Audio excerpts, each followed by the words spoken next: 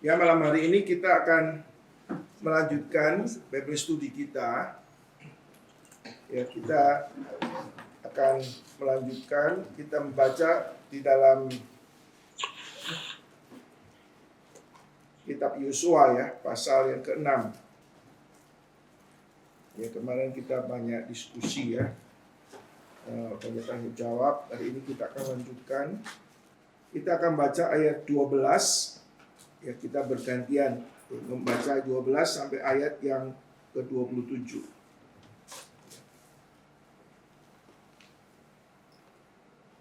Ya, saya akan bacakan 3 ayat, kemudian secara bergantian ya, khususnya yang ada di sini masing-masing membaca 2 ayat. Keesokan harinya Yosua bangun pagi-pagi, lalu para imam mengangkat tabut Tuhan, maka berjalanlah juga ketujuh orang imam membawa ketujuh sangkakala tanduk domba itu di depan tabut Tuhan. Sambil berjalan mereka meniup sangkakala, sedangkan orang-orang bersenjata berjalan di depan mereka, dan barisan penutup mengikuti tabut Tuhan sementara sangkakala terus-menerus ditiup. Demikianlah pada hari kedua mereka mengelilingi kota itu sekali saja, lalu pulang ke tempat perkemahan, dan begitu dilakukannya mereka 6 hari lamanya. Silakan 15. Pak. Tetapi pada hari yang ketujuh mereka bangun pagi-pagi ketika fajar menyingsing dan mengelilingi kota 7 kali dengan cara yang sama. Hanya pada hari itu mereka mengelilingi kota itu 7 kali. Lalu pada ke-7 kalinya, ketika para imam meniup sangkakala, berkatalah Yosua kepada bangsa itu, "Bersoraklah, sebab Tuhan telah menyerahkan kota ini kepadamu. Dan kota itu dengan segala isinya akan dikhususkan bagi Tuhan untuk dimusnahkan. Hanya Rahab perempuan sundal itu akan tetap hidup, ia dengan semua orang yang bersama-sama dengan dia dalam rumah itu, karena ia telah menyembunyikan orang suruhan yang kita suruh. Tetapi kamu ini, jagalah dirimu terhadap barang-barang yang dikhususkan untuk dimusnahkan, supaya jangan kamu mengambil sesuatu dari barang-barang yang dikhususkan itu setelah mengkhususkannya, dan dengan demikian membawa kemusnahan atas perkemahan orang Israel dan mencelakakannya. Segala emas dan perak serta barang-barang tembaga dan besi adalah kudus bagi Tuhan. Semuanya itu akan dimasukkan ke dalam pembendaharaan Tuhan. Lalu bersoraklah bangsa itu, sedang sangkakala ditiup. Segera sesudah bangsa itu mendengar bunyi sangkakala, bersoraklah mereka dengan sorak dan nyanyi, dengan sorak yang nyaring. Maka runtuhlah tembok itu, lalu mereka memanjat masuk ke dalam kota, masing-masing langsung ke depan dan merebut kota itu. Mereka menumpas dengan mata pedang segala sesuatu yang di dalam kota itu, baik laki-laki maupun perempuan, baik tua maupun muda, sampai kepada lembu, domba, dan keledai. Tetapi kepada kedua orang pengintai negeri itu Yosua berkata, "Masuklah ke dalam rumah perempuan sundal itu, dan bawalah keluar perempuan itu, dan semua orang yang bersama-sama dengan dia, seperti yang telah kamu janjikan dengan bersumpah kepadanya." Lalu masuklah kedua pengintai muda itu. Lalu masuklah kedua pengintai muda itu dan membawa keluar Rahab dan ayahnya, ibunya, saudara-saudaranya, dan semua orang yang bersama-sama dengan dia. Bahkan seluruh kaumnya dibawa mereka keluar. Lalu mereka menunjukkan kepadanya tempat tinggal di luar perkemahan orang Israel. Tapi kota itu dengan segala sesuatu yang ada di dalamnya dibakar mereka dengan api. Hanya emas dan perak, barang-barang tembaga dan besi ditaruh mereka di dalam perbendaharaan rumah Tuhan. Demikianlah Rahab perempuan sundal itu dan keluarganya serta semua orang yang bersama-sama dengan dia dibiarkan hidup oleh Yosua. Maka diamlah perempuan itu di tengah-tengah orang Israel sampai sekarang, karena ia telah menyembunyikan orang suruhan yang disuruh Yosua mengintai Yeriko. Pada waktu itu bersumpahlah Yosua, katanya, terkutuklah di hadapan Tuhan orang yang bangkit untuk membangun kembali kota Yeriko ini. Dengan membayarkan nyawa anaknya yang sulung, ia akan meletakkan dasar kota itu. Dan dengan membayarkan nyawa anaknya yang bungsu, ia akan memasang pintu gerbangnya. Dan Tuhan menyertai Yosua, dan terdengarlah kabar tentang dia di seluruh negeri itu. Ya, saudara, ini peperangan melawan orang-orang di Jericho. Ini adalah awal daripada Yosua di dalam menaklukkan penduduk di Kanaan. Ini suatu prestasi awal yang baik daripada Yosua. Kita akan melihat dalam bagian ini, saudara, bagaimana Yosua melakukan apa yang Tuhan perintahkan.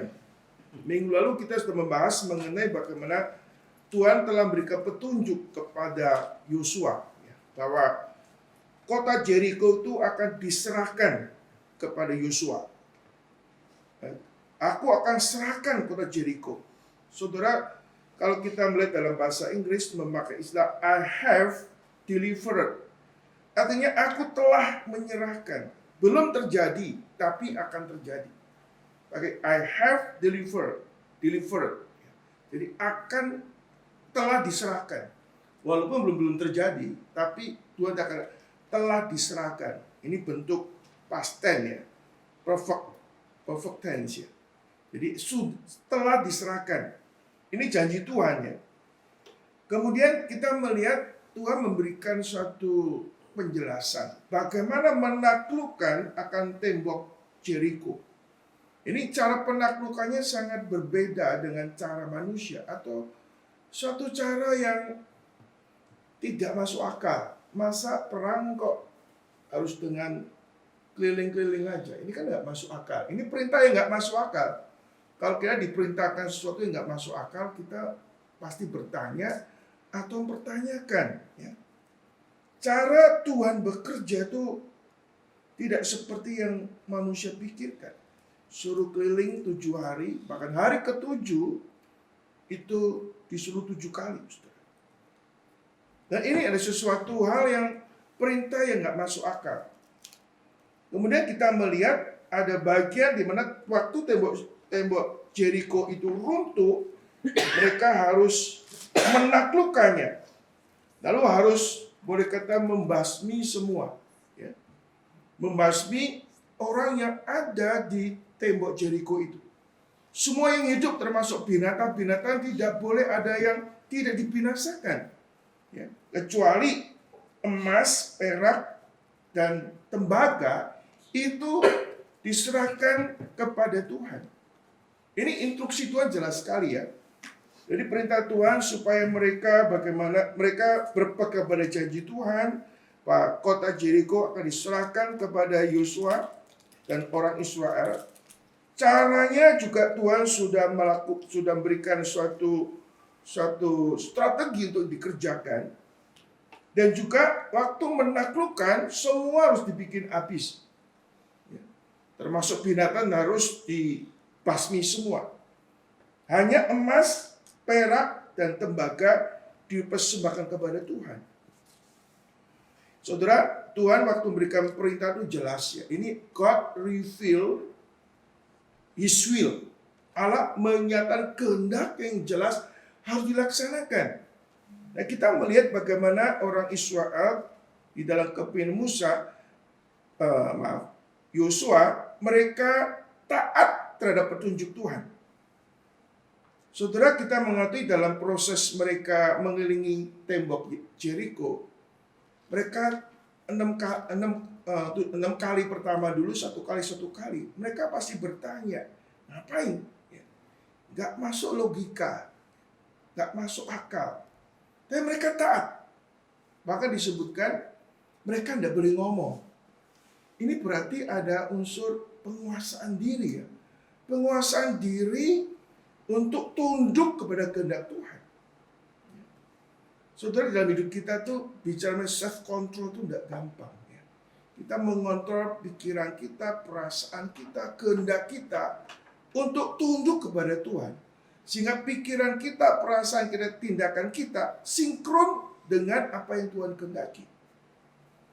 Di dalam khotbah saya mengatakan bahwa adalah kita di dalam hidup bersama, kamu menaruh pikiran dan perasaan yang ada dalam Kristus Yesus. Hidup sinkron dengan kehendak Tuhan. Nah, kita melihat saudara kata Yesus, walaupun tidak masuk akal, walaupun sesuatu yang konyol sepertinya mungkin ditawarkan oleh orang lain, mereka berusaha untuk melakukannya. Kalau kita melihat di dalam Perjanjian Lama, kita melihat bagaimana Lot mengajak calon menantunya ya, untuk meninggalkan Sodom Gomora. Ditertawakan. Ya.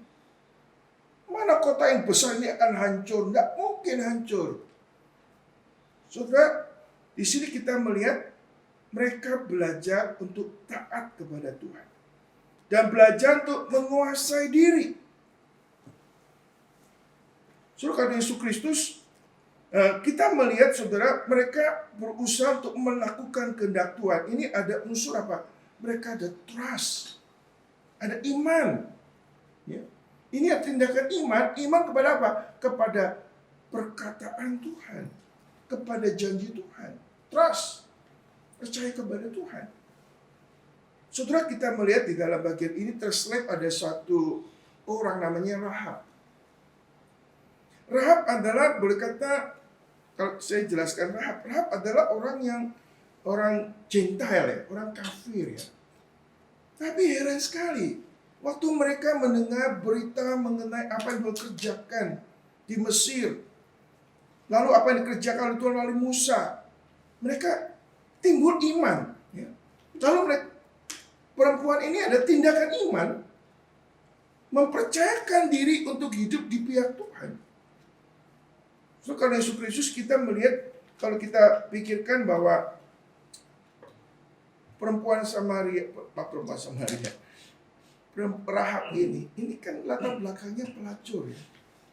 Itu mungkin mirip dengan yang namanya perempuan Samaria di sumur Yakub, punya suami 5. Orang yang marginal, orang yang kita anggap, kita tidak menganggap ya, kita menganggap rendah. Orang apa ini? Keluarganya berantakan, profesinya pelacur, kita mandang pun enggak ya. Saya kadang-kadang pikir hari ini ya, beberapa waktu ini saya pikirkan. Saudara, kalau kita melihat di hari ini begitu banyak keluarga-keluarga yang mengalami broken home. Ya. Ada single parent, divorce. Siapa yang peduli dengan mereka? Apalagi kalau kita pikirkan, Tuhan bisa kerja apa melalui mereka? Kalau kita jemaat kita dihadiri orang-orang yang have, orang-orang punya posisi, wah kita bangga sekali ya. Tapi kalau jemaat kita dihadiri orang-orang yang tanda kutip marginal seperti ini, apa yang menarik, saudara? Tapi kita melihat Allah menaruh perhatian, saudara, kepada Rahab ini, saudara. Bahkan saya percaya pertemuan dua pengintai dengan Rahab itu bukan suatu kebetulan. Ada maksud rencana Tuhan gitu. Ada maksud rencana Tuhan yang harus digenapi melalui Rahab ini, saudara. Tuhan juga memakai di tengah-tengah dua pengintai yang hebat ini, Tuhan memakai orang yang marginal untuk menggenapi rencananya, kehendaknya. Yang kita mungkin melihat ada orang-orang di dalam gereja kita, mungkin ya, kita look down. You bisa apa untuk Tuhan ya.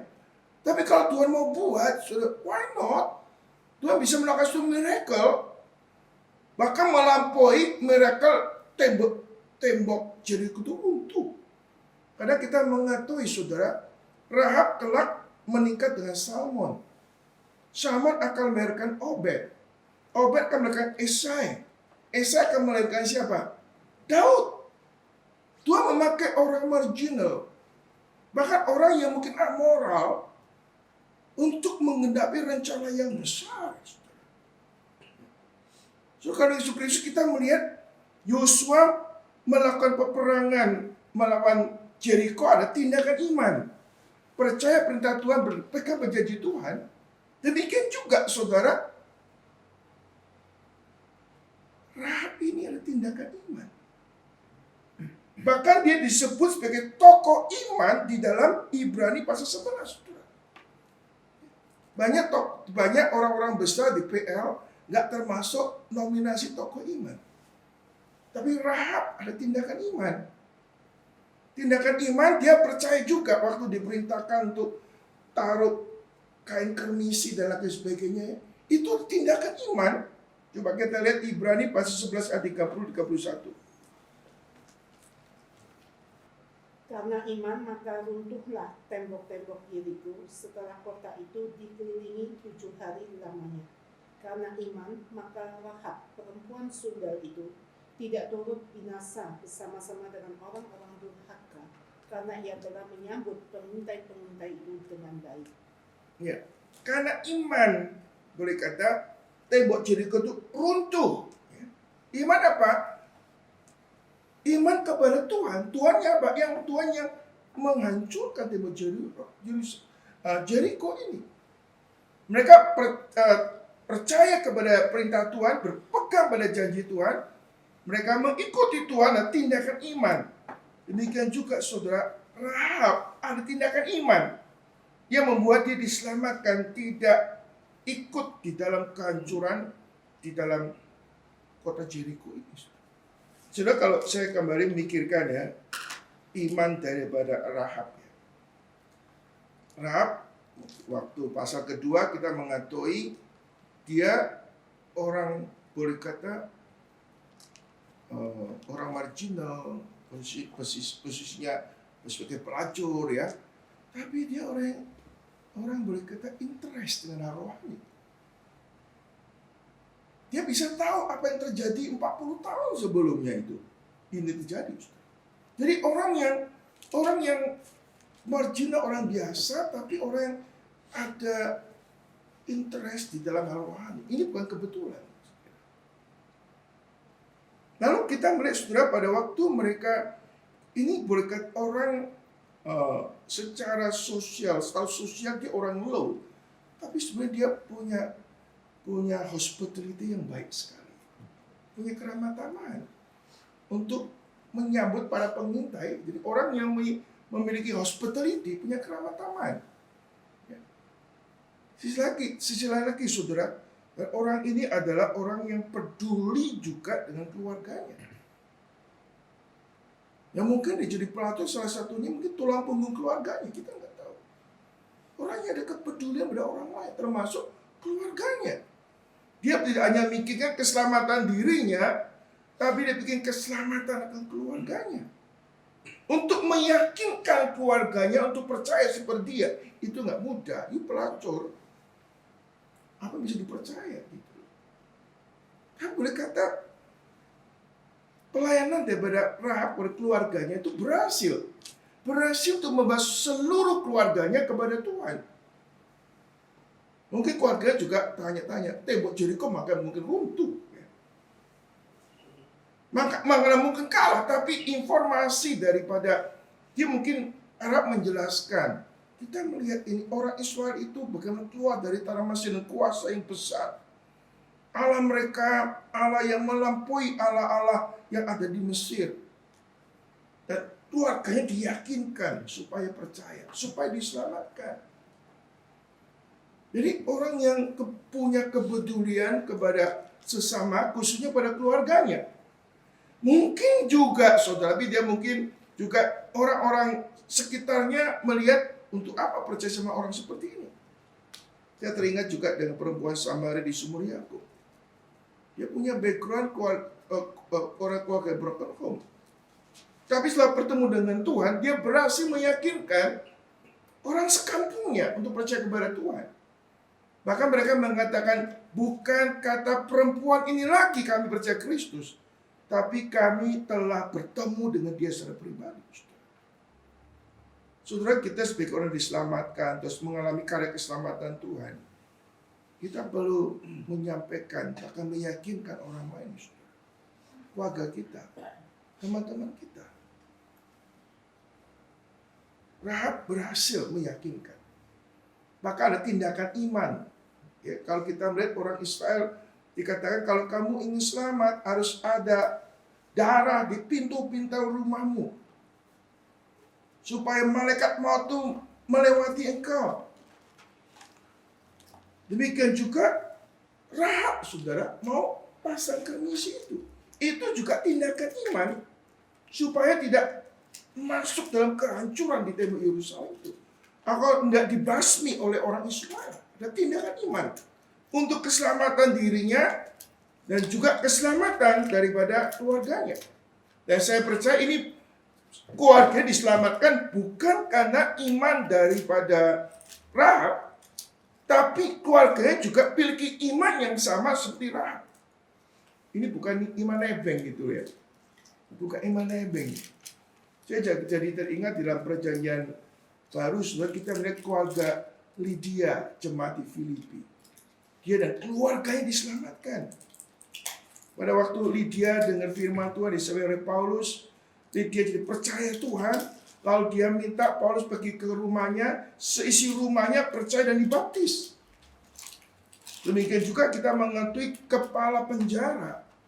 Pada waktu terjadi gempa bumi, lalu dia takut, saudara, kita melihat ya, Paulus masih ada dalam penjara, nggak larikan diri. Lalu di situ kepala penjara percaya. Setelah percaya, kepala penjara itu membawa seluruh keluarganya untuk percaya dan juga dibaptis.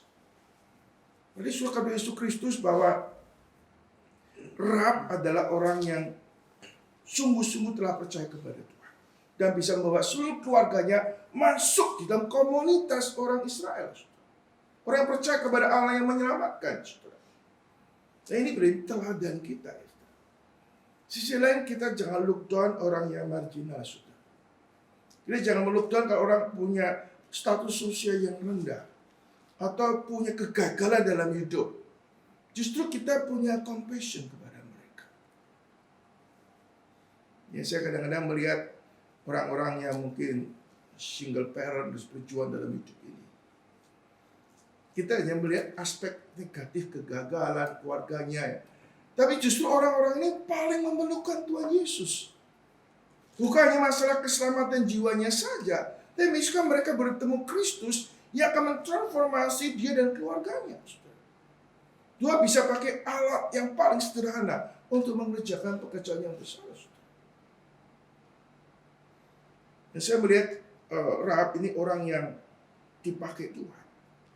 Nah, ini saya kontraskan di tengah-tengah keberhasilan yang luar biasa ini boleh kata pahlawan yang nggak diduga. Tapi kita lihat nanti next week kita bisa ada pengkhianat nggak diduga itu akan. Ini Alkitab kasih kontras. Yang satu pahlawan, yang satu pengkhianat tuh. Akan. Nanti kita minggu depan mau pelajari, saudara.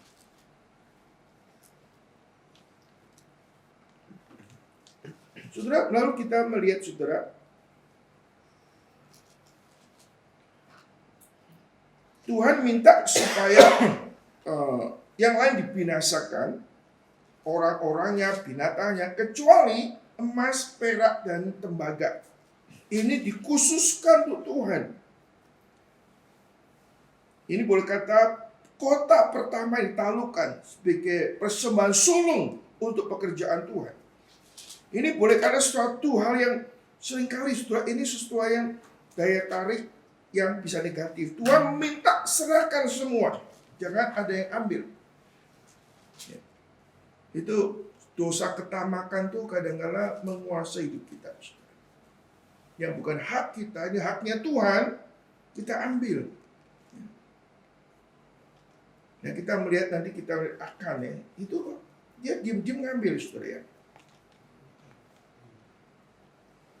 Kita melihat saudara kata Yesus Kristus, ini dosa ketamaan atau kegagalan di dalam penguasaan diri. Tuhan perintahkan serahkan kepada Tuhan. Kadang-kadang dalam hidup kita tidak gampang untuk menguasai diri, untuk taat kepada Tuhan. Ini hoki, masa hoki nih? Kesempatan dapat ya. Tapi Tuhan katakan serahkan kepadaku. Ini godaan nih. Berkat yang jadi godaan. Karena bukan hak dia untuk diterima, diserahkan kepada Tuhan semua ya. Saudara, kita melihat di sini, kita melihat juga, saudara, Tuhan minta mereka binasakan semua kecuali keluarga daripada Rahab. Saudara, karena Yesus kita melihat waktu mereka mencoba membasmi orang-orang itu, saudara, pasti ada koordinasi, jangan sampai salah bunuh orang. Sehingga mungkin ada briefing, keluarga ini jangan disentuh, dia diselamatkan. Dan kita melihat, saudara, Tuhan Yesus sesuai dengan instruksi Tuhan. Dan kita melihat, saudara, aspek lain, saudara, kita melihat Tuhan tuh menghargai sumpah atau komitmen dari dua pengintai. Tuhan ingat tuh. Ya. Waktu kita bersumpah demi nama Tuhan, ya, dengan tulus, dengan jujur, di hadapan Tuhan, Tuhan juga menghargai itu. Dan kita melihat, saudara, Rahab diselamatkan oleh keluarganya. Selamatkan bersama dengan keluarganya. Saudara, ini ada suatu anugerah Tuhan. Sebetulnya saya katakan minggu lalu, saudara, sebenarnya orang-orang Jericho juga dikasih kesempatan. 7 hari dikasih kesempatan.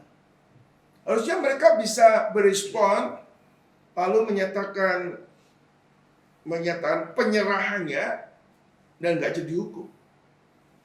Tapi justru tidak dilakukan, mengkeraskan hati. Ya, karena kita mengakui kejahatan orang-orang Kanaan sudah notok gitu ya, memang layak dihukum. Sebenarnya kita semua layaknya dihukum. Kita adalah orang-orang yang harusnya dihukum seperti yang lain.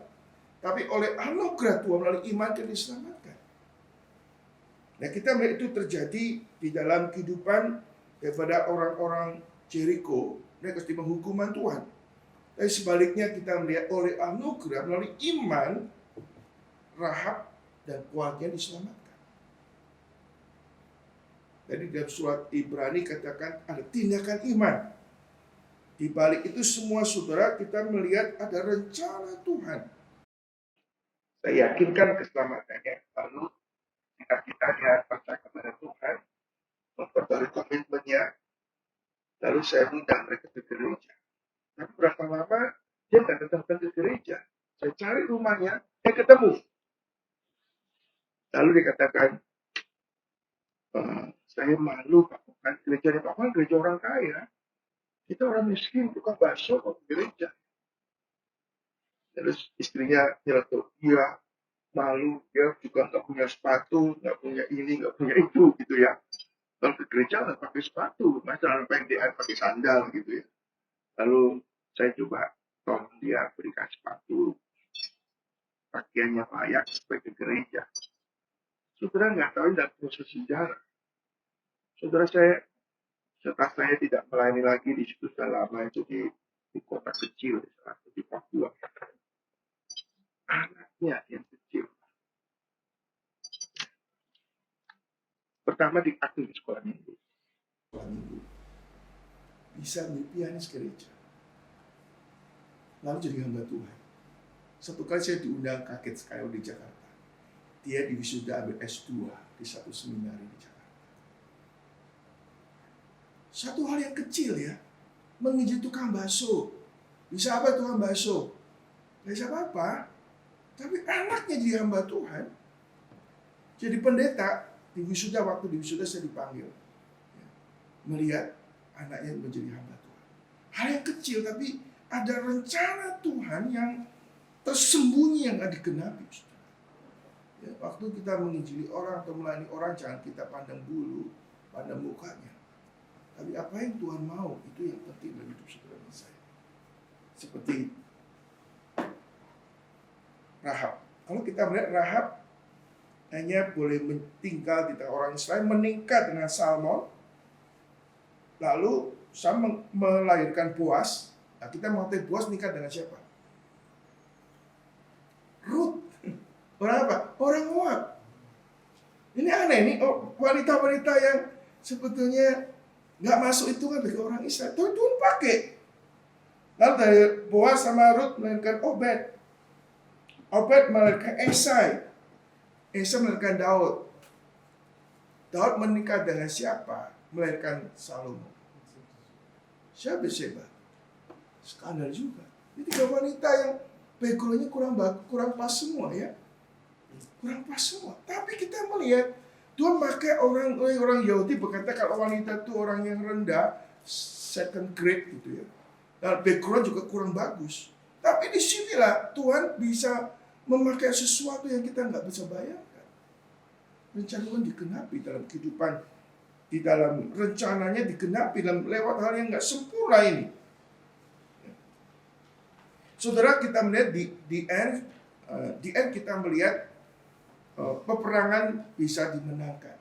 Nah, kita melihat nama Yosua makin dikenal dengan baik. Jadi boleh karena cerita ini sekilas tuh happy ending, ya. Tapi kita akan membahas lagi satu ayat ini. Tuhan minta Yosua dan terdengar kabar tentang dia di seluruh negeri itu. Bukan suatu permulaan yang baik yang dilakukan oleh Yosua.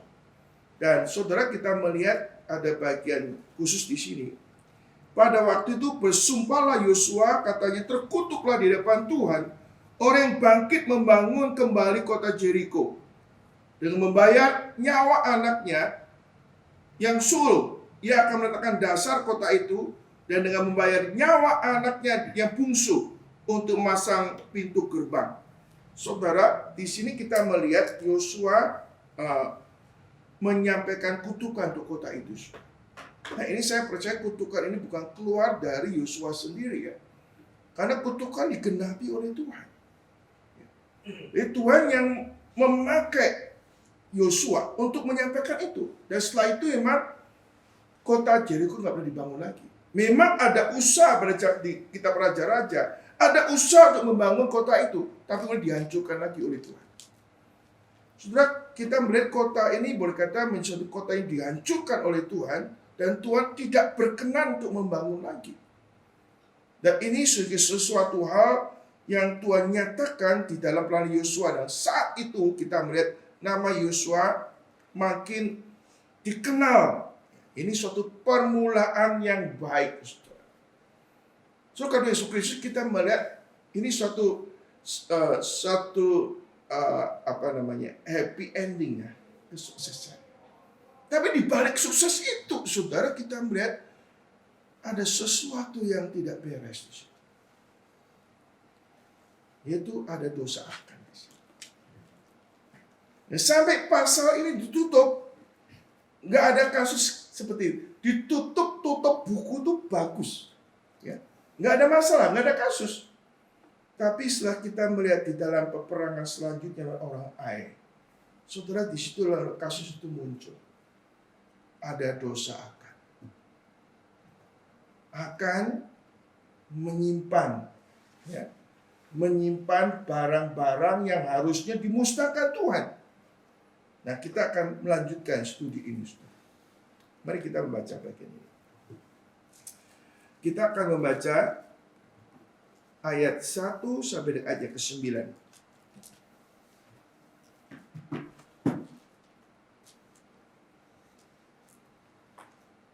Saya akan bacakan. Tetapi orang Israel berubah setia dengan mengambil barang-barang yang dikhususkan itu. Kata Akan bin Karmi bin Salbi bin Serah dari suku Yehuda, mengambil sesuatu dari barang-barang yang dikhususkan itu.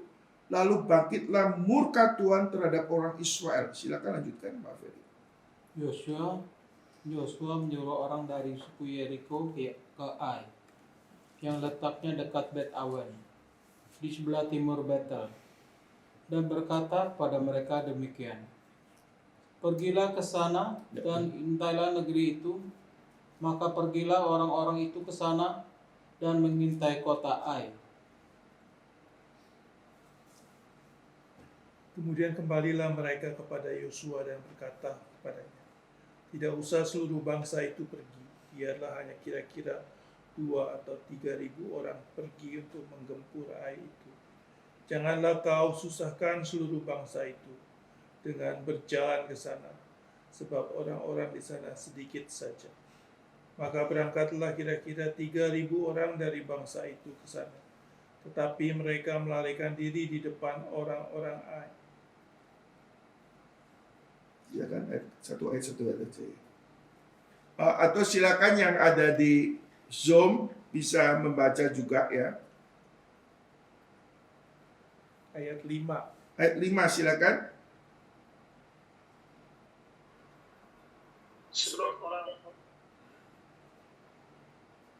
Sebab orang-orang Ai menewaskan kira-kira 36 orang dari mereka. Orang-orang Israel itu dikejar dari depan pintu gerbang kota itu sampai ke Syabarim dan kalah di lereng. Lalu tawarlah hati bangsa itu amat sangat. Dosa pun mengoyakkan. Silakan ganti orang ayat 6.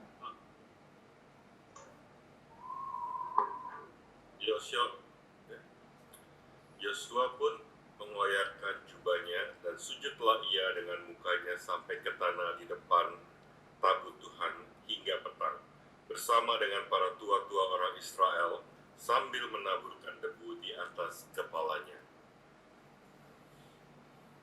Lanjut ayat 7 sampai ayat. Dan Silakan. berkatalah Yosua, Tuhanku Allah, mengapa engkau menyuruh bangsa ini menyeberangi sungai Yordan, supaya kami diserahkan kepada orang Amori untuk dibinasakan? Lebih baik kalau kami putuskan tadinya untuk tinggal di seberang sungai Yordan itu. Ayat ke-8, silakan. Oh Tuhan, apakah yang akan kukatakan setelah orang Israel lari membelakangi dunia? 9.